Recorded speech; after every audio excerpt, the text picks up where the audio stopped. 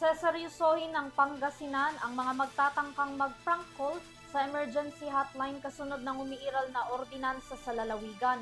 Bilang parusa, aabot sa 3,000 piso ang multa ng sino mang gagawa ng prank calls.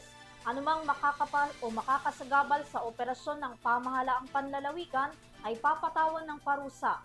Narito ang detalye sa aking report.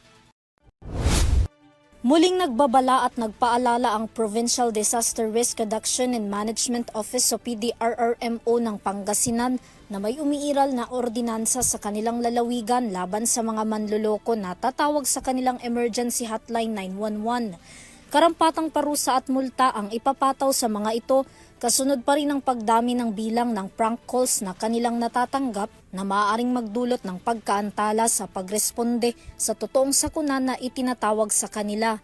Batay sa Provincial Ordinance o an Ordinance Prohibiting and Penalizing Prank Calls to the Pangasinan 911, 1,000 hanggang 3,000 piso ang multa sa una hanggang pangatlong paglabag ang nagaantay sa mga prank callers na magbabanta, manggagaya, manloloko, mag-uulat ng pekeng emergency, magbibitaw ng bastos na salita at paulit-ulit na tatawag sa kanila na magsasanhi lamang ng istorbo sa PDRRMO. Makatatanggap din daw ang mga mapapatunayang violators ng warning na susundan ng educational home visit at papatawan na ng parusa na 5 taong pagkakakulong o 40,000 pesos na multa kung hindi pa rin ito madadala, batay yan sa Presidential Decree No. 1727.